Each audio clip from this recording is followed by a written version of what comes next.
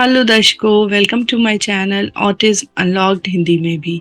कैसे हैं आप सब और कैसी चल रही है आपकी आपके बच्चे के साथ बॉन्डिंग। हमने बच्चे को बहुत सारे सवालों के जवाब देना सिखलाया और मैं मान के चल रही हूँ कि अभी तक बच्चे बहुत सारे सवालों के जवाब देना शुरू कर चुके होंगे। जिन बच्चों ने सवालों के जवाब देना शुरू नहीं किया है, उनके माता पिता अभी प्रयास जारी रखेंगे, क्योंकि धीरे धीरे ही सही लेकिन बच्चे सवाल का जवाब देना शुरू कर देंगे। जब बच्चे सवाल का जवाब देने लग जाते हैं तो बच्चे के एक दूसरे पहलू पे ध्यान देने की जरूरत है। वो पहलू है बच्चे की सोच को विकसित करना, यानी बच्चा कुछ भी सोच सके।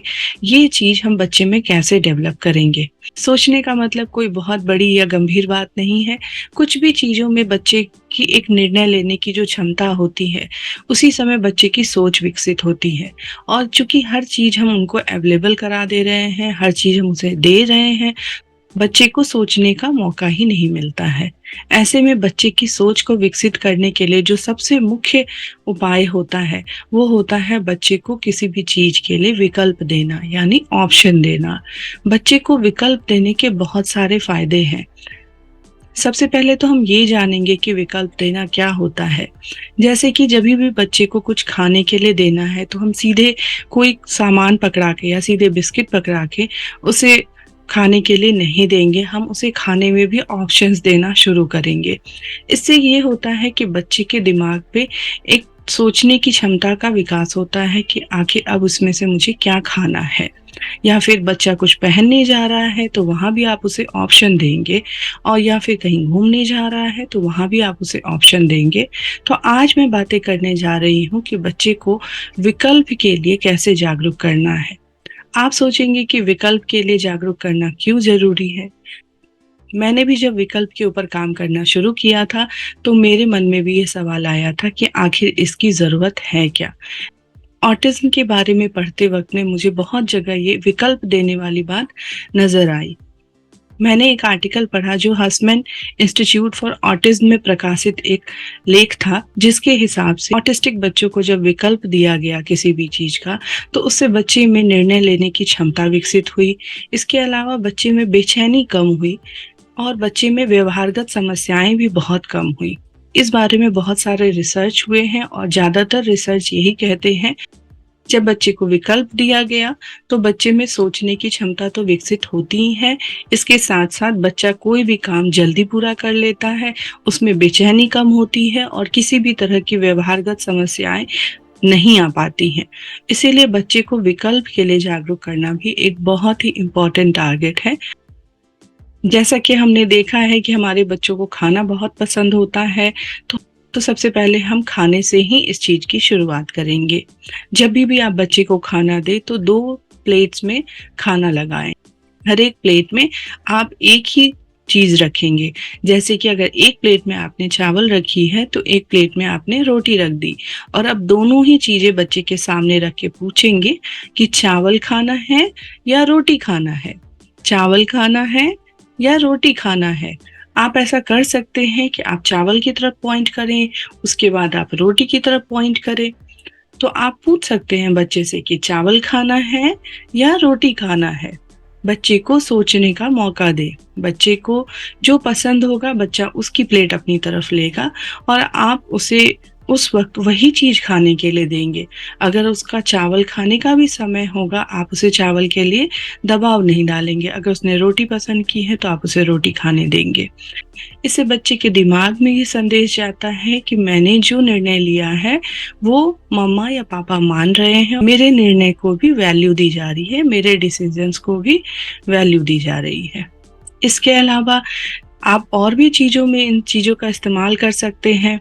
जैसे कि अगर बच्चा कहीं बाहर जा रहा है और उसके पहनने के कपड़े हैं, तो आप वहां भी 2 तरह के शर्ट निकाल सकते हैं और आप पूछ सकते हैं जैसे रेड टी शर्ट पहननी है या येलो टी शर्ट पहननी है। बच्चे को डिसाइड करने दीजिए कि दोनों में से कौन सी टी शर्ट वो पहनेगा। उसने जो भी टी शर्ट उठाई आप वही पहनने देंगे, तभी बच्चा समझेगा कि ठीक है, मुझे जो विकल्प मिल रहे हैं अगर मैं उसमें सोच के बतलाऊंगा तो मुझे वही पहनने को मिलेगा।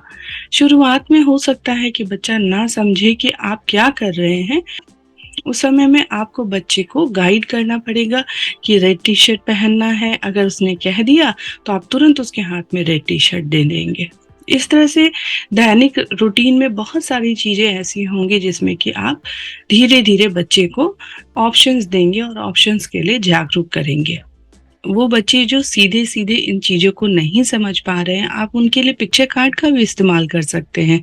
जैसे आप खानों के पिक्चर कार्ड निकाल लेंगे कि रोटी, चावल या फिर बिस्किट, चिप्स इनके जो पिक्चर कार्ड निकले हुए हैं, आप वो दिखला के भी बच्चे से पूछ सकते हैं कि चिप्स खाना है या फिर बिस्किट खाना है।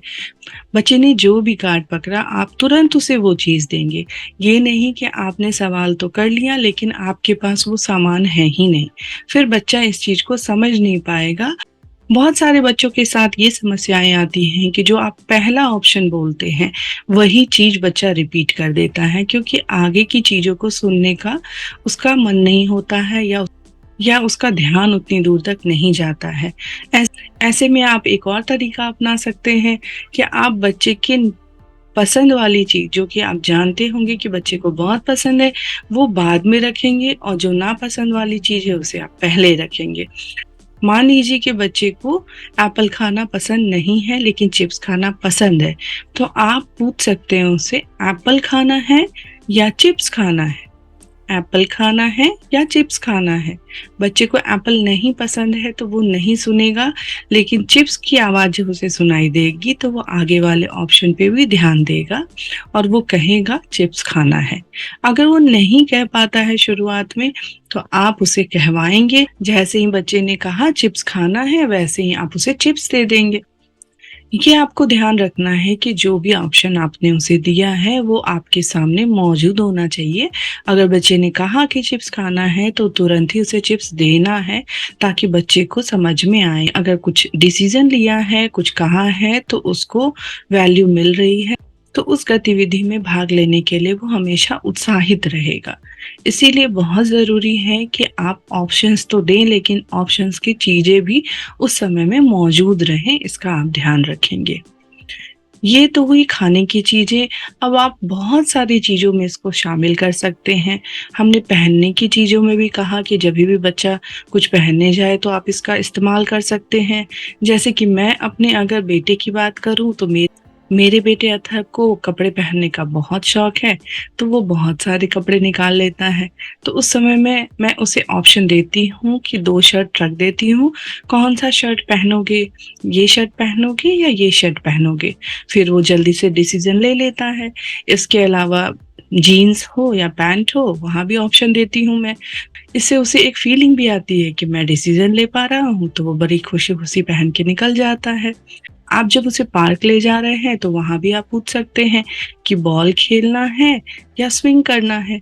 यहाँ भी उसे डिसीज़न लेने दें, थोड़ी देर रुकें, बच्चे को सोचने के लिए समय दें। बच्चे ने कहा बॉल खेलना है तो आप उसके साथ बॉल खेल लें। अगर बच्चे ने कहा मुझे स्विंग करना है तो आप उसे स्विंग करने देंगे। इस तरह से बच्चे को ये एहसास होने लगेगा, ठीक है, मुझसे जो पूछा जा रहा है, उसमें मैं जो चाहता हूँ, मुझे वही करने दिया जा रहा है। इस तरह से बच्चे में सोचने की क्षमता का विकास होता है, बच्चे में बहुत सारी बेचैनी कम होती है और बहुत सारी व्यवहारगत समस्याएँ जो होती हैं, वो विकल्प देने के कारण कम होती हैं। एक एपिसोड में मैंने आपको हाँ और नहीं का भी कांसेप्ट बतलाया है। तो हाँ और नहीं और विकल्प देना ये दोनों ही चीज़ बच्चे की सोच को विकसित करता है और इसके अलावा बच्चे में बहुत सारी व्यवहारगत समस्याएँ भी कम होती हैं, बच्चे में बेचैनी कम होती है और बच्चे को धीरे-धीरे अपनी चीज़ों के निर्णय लेने की आदत हो जाती है।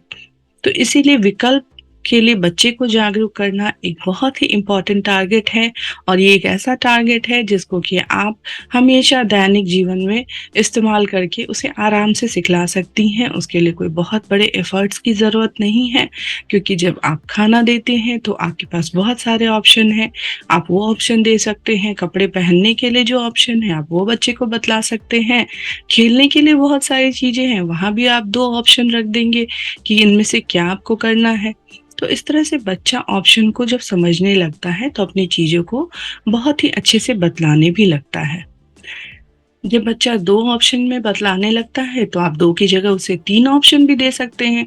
जैसे खाने की 2 चीज़ों की जगह आप 3 चीज़ें भी बतला सकते हैं।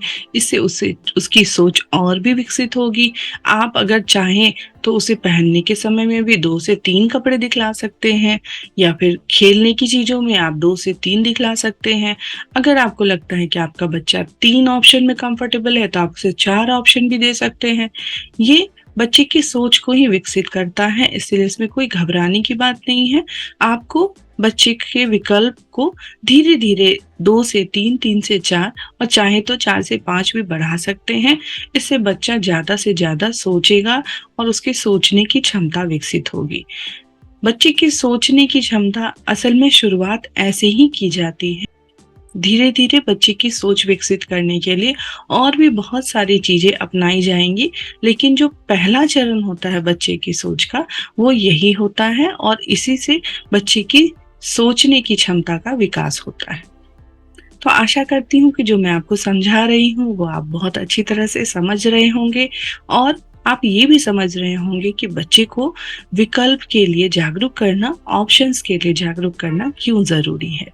अगर आपको किसी भी तरह का कन्फ्यूज़न हो, तो प्लीज़ कमेंट सेक्शन में मुझसे ज़रूर पूछिए, ताकि मैं उस कन्फ्यूज़न को, कोई भी डाउट हो, तो उसको मैं दूर कर सकूँ।